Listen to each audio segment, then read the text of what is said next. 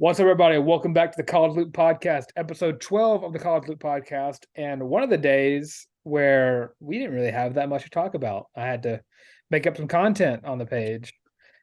But to get moving and grooving, Auburn is looking to play LSU on Wednesday, it'll be the day after this comes out, at 6 p.m. Central Time at the Pete Maravich Center. This is where I could be like my high school English teacher because you didn't say Auburn men's basketball, and I could have said Auburn what? Auburn the school? Auburn the restaurant? Hey, the people that listen to the show know that we started off hot with men's basketball and then work our way to the meat and potatoes of football. Yeah, definitely a handful of things I want to talk to you guys about men's basketball going into this LSU game. And first and foremost, before I ask you guys a handful of questions here, let's just run through LSU right now. LSU this year started out remarkably well. They were 12-1 coming into, or 12 and I guess, 12-1, or excuse me, 11-1 final answer coming into SEC play. Ever since then, they've gone 1-5, with 1-4. With 4 straight losses to Kentucky, Texas A&M, Florida, and Alabama. Like, don't get me wrong, that's not an easy slate, but they haven't snuck out a win anywhere. More importantly, they've played teams close. I mean, Kentucky was a 3-point game. A&M was a 7-point loss. Florida was 11. And then they got boat raced by Alabama because, I mean, a lot of people are going to get boat raced by Alabama this year and going to continue to get boat raced by Alabama. But they're not the team I believe a lot of us thought they might have been coming in. I mean, if you look, KJ Williams is kind of their, I guess, bread and butter. He 18 points a game, 7.2 rebounds a game, averaging just south of 1 block per game. And beyond that, Adam Miller, I mean, at 12.8, it's kind of a steep drop off after that because they're the only 2 guys on the team averaging in double figures. Take a shot every time someone on this podcast points out there's only 2 players on the other team. They're averaging double figures. I think we've seen that nightmare before. Sorry, Daniel, I wasn't throwing shade. It wasn't your fault. But I think that this team has cooled off and realized that they're actually really not supposed to be good this year. Significantly tailed off at the wrong time, especially in the meat and potatoes of your SEC schedule. Because if you look going down the stretch for LSU, they get a 3-game slate of Auburn, Tennessee, and Arkansas before they get to play Texas Tech in the Big 12 in the Big 12 SEC challenge. So that's definitely a storyline there in terms of, I mean, LSU has to win. Obviously, Auburn should win, and they have to win too, but LSU really needs an SEC win. Right now, they're turning in the direction of like an NIT invite would be probably a generous statement for them. That being said, if you look at really, I mean, if you look at matchups wise, Auburn matches up well here. I think the tallest player on LSU's entire roster is KJ Williams. He's 6'10", 250. I think he matches up very well with Janai Broom. I think he matches up very well against Dylan Cardwell. I'm gonna go ahead and say it right now. The key to this game is going to be interior defense because I'll just double check myself. But off the top of my head, LSU I think is in the bottom half of the SEC in field goal percentage for that matter, and they're definitely not a 3-point shooting team.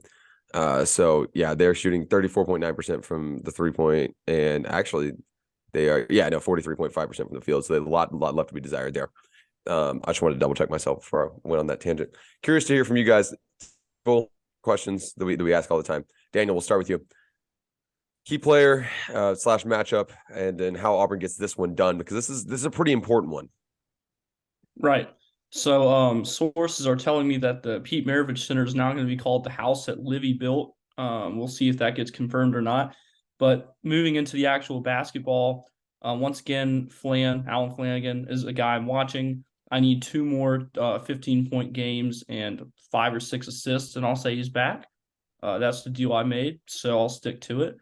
So watching him, obviously Janai Broom, Wendell Green Jr., Zep Jasper, the usual suspects. I don't think Auburn's going to have much trouble defensively in this game.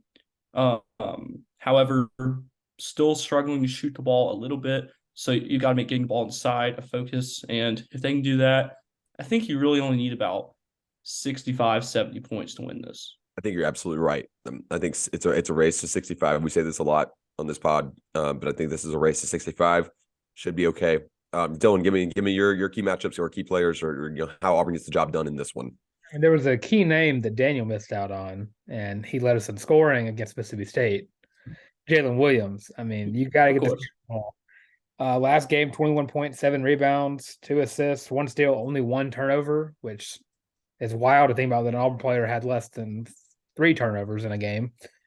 But yeah, 8 of 15 from the field. Last game, 5 of 7 from 3-point line. Gave this man the ball. Jalen Williams should be touching the ball at least one time in possession if he's on the court. Duh, that's a given. Let him cook. But yeah, Actually, two other things for this game is you said it already. Slow down KJ Williams. He's their leading scorer by it's not close. He's more 18 points a game, 7.2 rebounds a game, shooting 52% from the field. I'm hoping for a Janai Broom comeback game since he was kind of vanished against Mississippi State. I know he silently had a decent game, but not the game that we were expecting from a Janai. so. Yeah. And then find offensive consistency on the road. I mean, preach it every week. Auburn, outside of the jungle, Auburn struggles so much, and it even happens in the jungle too. Don't try to get past that. But on the road, it seems that this team really struggled. We saw it against USC, we saw it against Georgia, and the other team we lost to. I'm blanking on the other team we lost to. Memphis. That was in Atlanta, so that should have technically been a home game.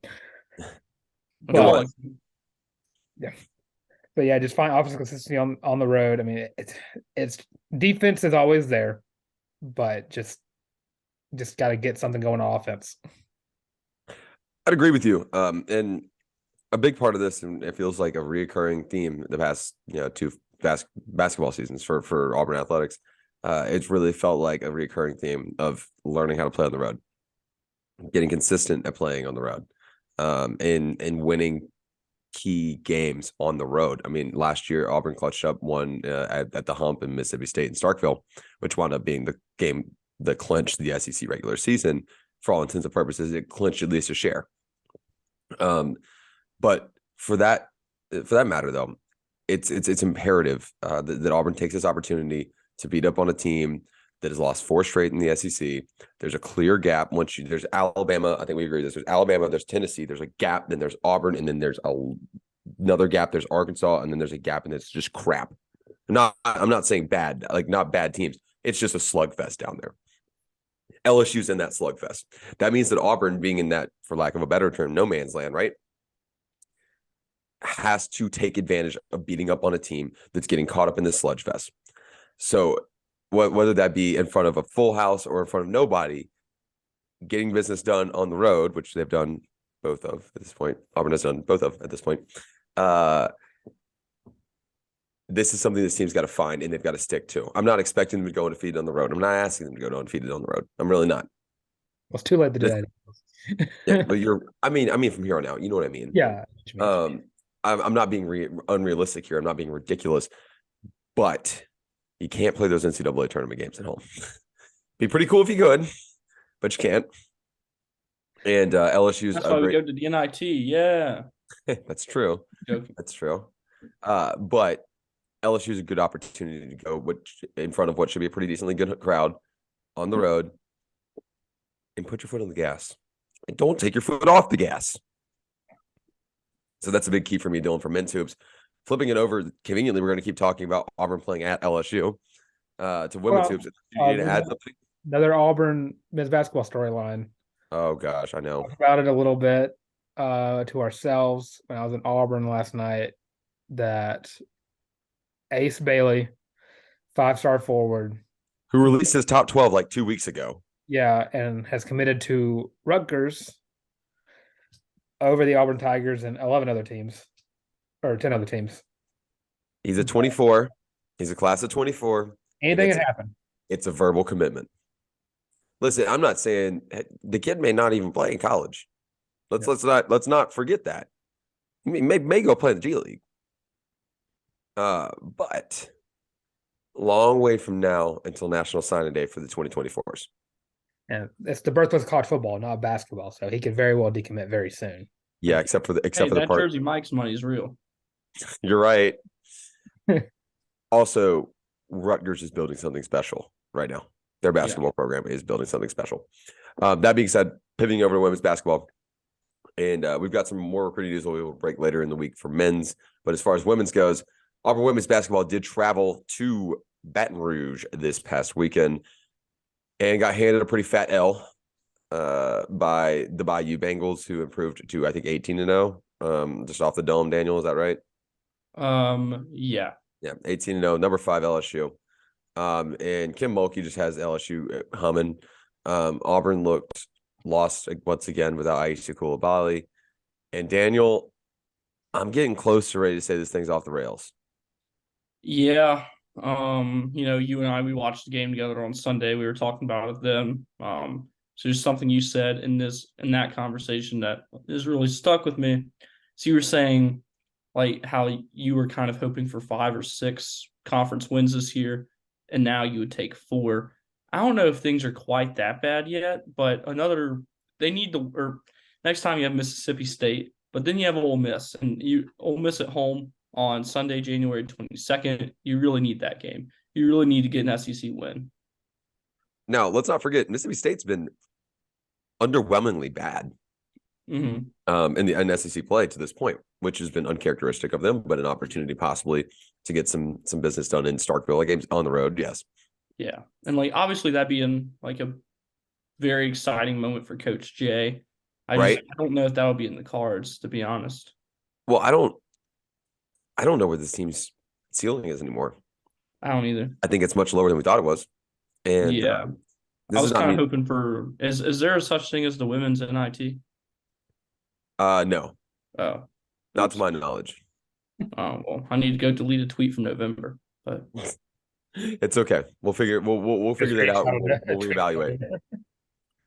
But this team's ceiling is lower, I think, than we thought at the beginning of the season. Yes, doesn't help that they're never healthy. No. I mean, they're just never healthy. Well, there'll be illness or injury, just everything that can get them, outside circumstance, anything that can get these girls is getting them. Everything down to their head coach getting sick more than once to the point where she can't coach. Yeah. Something's in the water. And that's not a pun or play on the fact that this team's been sick. But there's something going on. And I don't think it's from the coaching standpoint. I really don't. I think that there's a lot of this, and I was talking to Blackerby about it yesterday. He asked me, quote, "Why does Auburn suck so bad in women's basketball?" Right now, pretty damn fair question. My answer to him, I hate to say yes, but yes. No, I mean, pretty damn fair question. And my response to him is, there are 2 things that Auburn women's basketball is suffering from, and that's injury and youth. And those 2 things are the quickest way to get yourself killed in women's basketball at the collegiate level. It just is. I think this freshman class will continue to improve. I think they'll wind up being a pretty impressive freshman class. Freshman class of what are they? 23s? Yeah. Whatever, the class of 23, which would make them Auburn class of 27. Whatever. Do the math. Who cares? I think they'll wind up being a very decorated class. I don't think they're ready for the spotlight right now. And I'm telling you, there were 11,000 people in Baton Rouge for a women's game on Sunday. Cool. It was almost a sellout.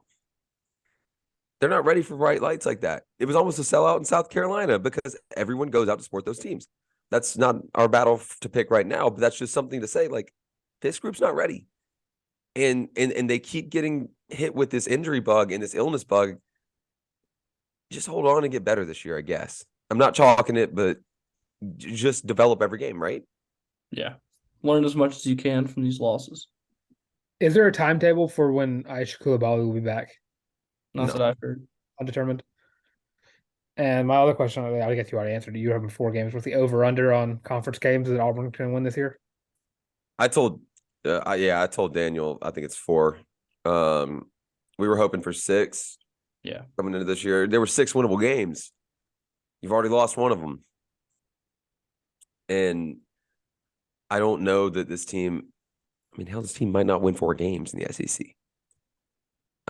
It's not that I'm trying to be a pessimist. I don't know what's missing other than size or quality size. Because Precious Johnson leading your team in scoring, that's a problem. It wasn't that she played that well. She played very well for Precious Johnson standards, but the rest of the team played pretty poorly. And when Sydney Shaw is going over from the perimeter, and Sanaya Wells is getting doubled whenever you swing it out to her because they know that you can't feed inside, you're not going to win basketball games. So that's kind of where women's basketball is at right now. Dylan, I know you're ready to take the keys and roll with some football. You had some pretty hot takes. You were ready to head our way, and so I'm going to hand that to you. Unless Daniel has anything else to say. And while you break everything down, I'm going to eat me a Texas toast crouton. All right. So if you've been following Auburn football this offseason, you've known that Auburn has been killing it and that Tarr's trying to get a sponsorship from Texas Toast. But Try my best, man. have been killing it in the transport game. Ranked number 1 in the SEC in both the On3 and 24/7 rankings, and 4th overall in the country on 24/7. And I think we're only behind, I think it's USC, Colorado, and someone else. Someone else is up there. I have it somewhere, but I thought we could. Do you want to start with top 5 instant impact transfers? Or do you want me to run through the guys Auburn should look for soon? Pick your poison.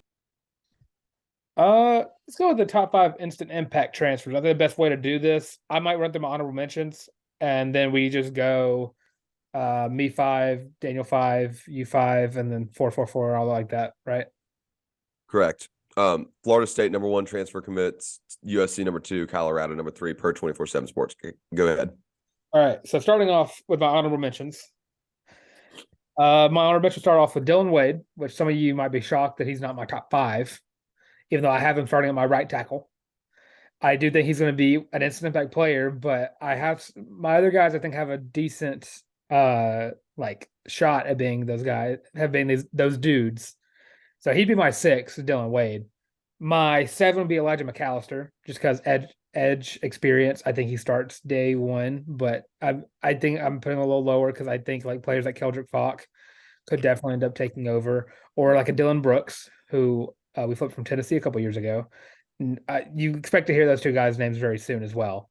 Right. And my last honorable mention is gotta show a little bias to my Cincy boys. Nick Mardner, he's 6'6", 185 pounds. Got the same build as Quentin Johnston from TCU. So you good? I love red zone threats. But yeah, to start off with my number 5, Brian Batty, US running back. This is an interesting one. When you were kind of giving your run through and you said, "Oh, you can read my top 4. My 5th one's a stretch." I was like, "All right, so it's Brian Batty." But here's the thing. Here's my reasoning. It's not from him being a running back. It is him being a return specialist. Turner. Yep. He's 5'8", 165, but he's also an All-American kick returner. Auburn, take a guess as when the last time Auburn had a kickoff return touchdown. Take a wild guess. Give me year. 2019. 2019. Yeah, I was going to say 2019. Let's see. Was it? I know Tut had a good return in the Iron Bowl, but he didn't get there. Was not Tut. Was it? He plays the Dolphins now, if you want to hit. He says what? Those are the Dolphins. Igbenogany. Yeah. Igbenogany. How about that? He's had our last 2 kickoff return touchdowns. He got one 2019 against Minnesota, and he also got one in 2018 versus Arkansas. Look at Igbo go, man. Love Igbenogany. Iggy, as we call him, and someone doesn't want to say the entire last name. But yeah, I think Auburn really needs a kick return specialist. I mean, Auburn doesn't have that part of the game has not been around like at all. I mean, whenever it happens, it's like pigs are flying. You don't see it from Auburn that much. You have explosive guys returning kicks, but you don't have explosive kick returners. Also, I know that Brian Batty did not return punts at USF. I would be floored if he did not return punts at A-Day.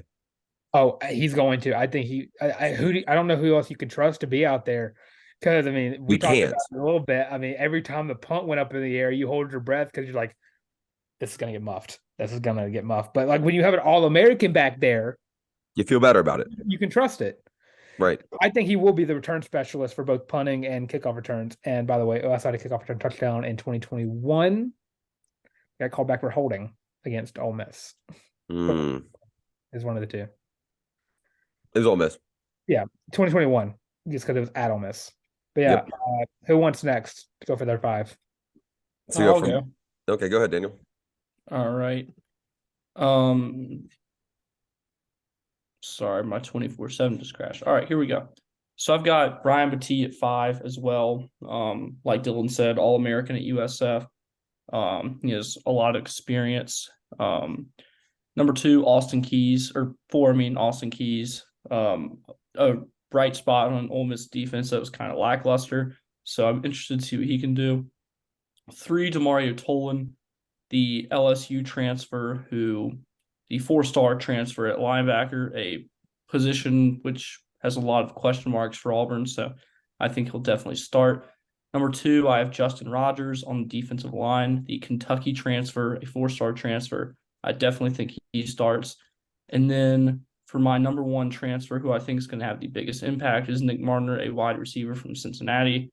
A lot more touchdowns than I think I saw some crazy stat. It was like more touchdowns than like Auburn's whole receiving corps this year. Am I making that up or is that a fact? I mean, he had 3 touchdowns. Oh, it's bad. Whatever. I think with looking at Tarr's reaction to your placement of a certain player, I think that we both have him as a number 1.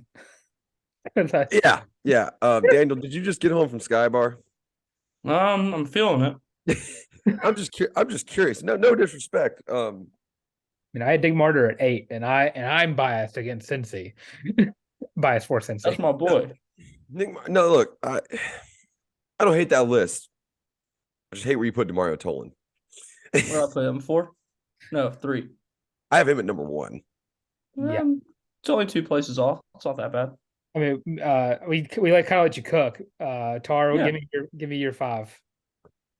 So I'm just kind of going off the fly here. I think that my top 5, and I guess I'll try to go in order. I'll probably wind up scrambling this order later, and I'll send it to you when I finalize it. Your 5, I'll throw in my 4, and then we'll just go back and forth. Yeah. You want me to give me my number 5, and you'll go 4, and we'll go back? Okay, got you. That's what. Oh, is that what I was supposed to do? Oh, you're fine. We just let you cook, and honestly, it's going to work out better this way, anyways. I'm going to go ahead and lead off with Elijah McAllister. He could probably be a little higher here, but I think he'll have an impact. Like you said, there's going to be some opportunities for rotational work there. Still could be a very tremendous player for Auburn in 2023. I think all top 5 of these guys. I mean, I think every single guy in this transfer class has a spot. But I think I like Isaiah McAllister at 5 because I've got somebody else at 4 that I'd like to throw in there. Yeah, I really like the Elijah McAllister pick because I mean, you expect him to be the day 1 starter at the edge rush position, but you really expect those Keldrick Fox and Dylan Brooks of the world to kind of show why they're as highly touted as they were. But yeah, my 4, Rivaldo Fairweather, tight end from Florida International, 6'5", 245 pounds. Last year, 28 catches, 426 yards, and 3 touchdowns. My reasoning is, I mean, I don't feel like I need a huge reasoning for it. If you watch his highlight reel, you know why I put him here. But Auburn's not had a true tight end pass catching tight end threat since CJ Uzama. I mean, there's Brandon Foles, but he was more of a blocking tight end. John Samuel Trinker was good, but I wouldn't put him as near the guy. Salvatore Canella. He's not really I didn't put him as a tight. He's more of a flex. He played wide receiver. He'd be more of a slower landing king. Yeah, he was good. Reliable landing king. He was really good. I don't know how you can say that with a straight face. I can't. Say your 4. My 4 is actually the same as yours. I actually had Rivaldo Fairweather at 4. So we can keep trucking. I would agree with that. I think that's a good spot for him. It's going to be him and Lando, right? So, yeah. And Luke Deal and Tyler Fromm are still on this roster. So Brandon Frazier. I forget about Brandon. I forget he exists sometimes. I'm going to be honest. No hate. But 7. Put him in goal line. No hate. But yeah, I just put a little factoid out there. Hugh Freeze has 2 tight ends that he coached at Ole Miss that are in the playoffs. Still, actually, surprisingly, with Evan Ingram on the Jaguars and Dawson Knox on the Bills. There you go. This is a surprising one. What's your 3, Dill? My number 3 is Avery Jones from East Carolina, not Illinois, as I saw some graphics put up. Interior offensive line. We're going to have the same top 3. You're joking. 6'4", 288. Can play either guard or center. I like him at both positions, honestly. He could start either one. The center position is only just to give Connor Liu a year to develop. But honestly, I don't think you can go wrong with either one. And he gives you the quality experience you want at a center who can be trustworthy with snaps that Auburn did not really have last season. All right. I think we're going to have 4 of our top 5 the exact same. So let me go ahead and just guess this, and I'll let you talk this out because I think we're in the same here. Yeah. So you see what happened was I thought I was being all unique because I thought you were going to let Avery Jones sneak into number 2. But clearly that's where Gunnar Britton's hanging out. Maybe. And then number 1's Demario Tolan. So why don't you just go ahead and explain to everyone why we're right? All right. So number 2, Gunnar Britton. Auburn has a right-handed quarterback. So you know what that means. You need a guy blocking your blind side. And Gunnar Britton is that dude. He is a monster of a human being. He is 6'6", 305 pounds out of Western Kentucky. How this man did not go D1, not D1, Power 5. That's what I meant to say. There you go. You finally got there. It's ridiculous. This guy is a monster of a human being. And I think with Robbie Ashford potentially being the starting quarterback because the quarterback room is a giant black hole of mystery. Presumptive. I think Gunnar Britton could be the best left tackle that Auburn's seen since probably Greg Robinson. Yes, absolutely, 100%. No questions asked. And of course, number 1 is Demario Tolan. From LSU, 6'2", 222 pounds. A lot of twos going on in there. Dog. Helps this questionable linebacker room. And of course, there's a guy out there that we might talk about in a little bit who I've been preaching at for Auburn to hurry up and give him some NIL money so he'll sign sooner. But Demario Tolan is a guy who had 9 tackles at LSU last year, but he still has a lot of talent. And when you look at this Auburn defense from last year, the linebacker room was a little lackluster, but the one slight highlight was the healthy Owen Papo. And Demario Tolan, for all you Grayson High School alums out there, plays just like Owen Papo. He just needs, if he develops as a pass rusher, he will be, I don't want to say first team SEC because I said that about the O-lineman and Tarr got mad at me, but could be a very, very highly touted linebacker for the Auburn Tigers and would definitely be a day 1 starter. If you're going to comp him to Owen Papo, just throw it in there. He'll probably be used properly, unlike Owen Papo. More than likely, in a 4-2-5, which is a great linebacker scheme. I'm just going to have to have a whole episode when it comes to draft time about how incorrectly used Owen Papo was and how he could have been a first-round draft pick if he would just treated correctly at Auburn. Oh, you're going to cook on that episode. All right, so so my 5 was Brian Batty. Tarr's 5 was Elijah McAllister. And then our 4 through 1 was Rivaldo Fairweather, Avery Jones, Gunnar Britton, and Demario Tolan. A very funny graphic when it's just the same 4 guys and different 5s. And then Elijah McAllister, shout out my boy. He'll be excited to be there. And Daniel, just run through your 5 again. Yeah. Yep.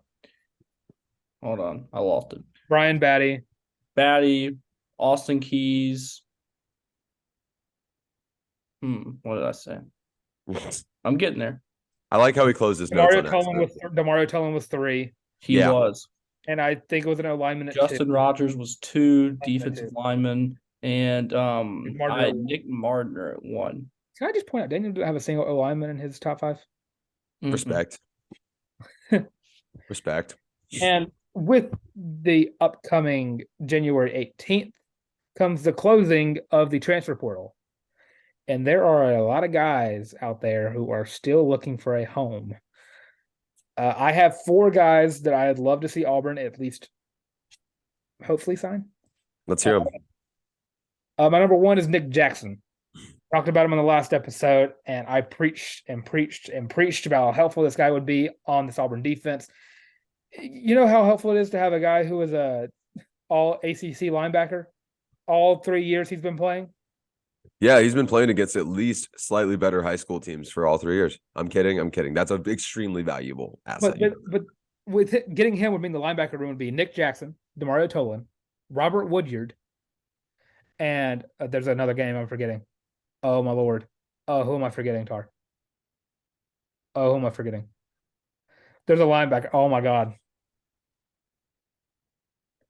All right. Why are you looking for that? But, like, those 4 guys are going to be ridiculous, especially with, like, guys who are experienced in the SEC, like a Cam Riley and a Wesley Steiner, who could come off of the bench if one of those guys get hurt or get tired or whatever. I mean, this linebacker room, getting a Nick Jackson level linebacker would make this go from a questionable room to probably one of the strengths of the team. And while you're doing that, I'm going to go through another guy that we talk about a lot on the show. Spencer Sanders is also on this list because this man is still available to sign. And I know Ole Miss was supposed to be in the running for it, but Ole Miss is crystal ball to get a 4-star quarterback who transferred from LSU. Not Will Howard. Did you say Cameron Brown? I not say Cameron Brown. Is that who you're thinking of? I don't think it is. You don't? That's super awkward. But he is a great linebacker. If it's not him, you're thinking of Eugene Asante. Maybe I was saying. Maybe I got Tolan confused. I remember I talked about Tolan and Woodyard. Desmond Tisdale? Yeah, our linebacker room solid actually. If we get Nick Jackson, I think Yeah. I got Demario. Yeah, but we knew that. Yeah, I got it confused. I got Robert Woodyard and Demario Tolan confused together. But yeah, Spencer Sanders, a dude who's still out there, still looking around, I guess. But Ole Miss is picking up other transfer quarterbacks from SEC schools. Yeah. So if you're also, Ole Miss fans are punching the air. They're always punching the air. Number 3. It's gonna sound a little familiar. Marquise Robinson transferred out of Auburn. Maybe bring him back. Bring him back. Just bring him back. Like for sure. There's some other guys still in the portal, but I mean, I don't think they're like Jordan Ingram. I don't think he's as valuable to Auburn anymore in the portal. JJ Evans, I think this wide receiver room is getting better. I don't know how much Daniel doesn't want to. Marquise Daniel doesn't want to be here or be at Auburn as much as there was a conversation between him and Hugh Freeze, and he wasn't part of the picture. I'm not entirely sure how that works. I mean, this defensive line group is about to go like 3 deep. So. Yeah, no, actually, like that song. Oh my goodness, oh my damn, oh my goodness, they going ham. Daniel's my last guy is a little boy from Athens. His name is Dominic Blaylock. Oh, very, very good wide receiver. Yeah, dude can ball. He can just ball. But he apparently wants to leave Georgia to go. Hopefully, it's not a Jermaine Burton situation. But I think that he is way more talented than Burton, and I think I don't know why he's leaving. Yeah, I would think he has playtime next year, right? Oh yeah, another guy I thought about putting with Eric Gilbert, but he's tight end, and we already have the tight end room is very snug fit in there now. Yeah, we have the best tight end room in the SEC now. Sorry, Georgia. I know y'all also have Brock Bowers and the other 2 Darnell guys. Darnell Washington and Oscar Delp. Isn't Darnell Washington like not draft eligible? He's like still has to play another year. Oh, he's draft eligible. Is he? Okay. He might have declared. Actually, he declared. He declared. Okay. But they still have Oscar Delp, who is just as good. Yep, doesn't matter. Yep. Not as tall. Right. But there could be a good talking point later on in the football season that maybe Landon King and Rivaldo Fairweather, if all go well, are the best tight end unit in the SEC. Hopefully, maybe. Fingers crossed. Keep manifesting, and I'll keep watching. I mean, I've already manifested Auburn's going first team all SEC offensive line and second team offensive line. So I'm gonna just watch. And that's all we can ask of you. But I mean, that's all we have for the College Loop today. I'm Dylan Larck at your boy the Tank on Twitter. To my left, as always, is Mr. Harrison Tarr at by Harrison Tarr on Twitter. Catch both of our work on the Auburn Daily Show. And at the bottom, right here, can't forget about Mr. Daniel Locke at Daniel J. Locke on Twitter. And you can catch all of his work on the Auburn Observer and Weagle and Eagle Eye. It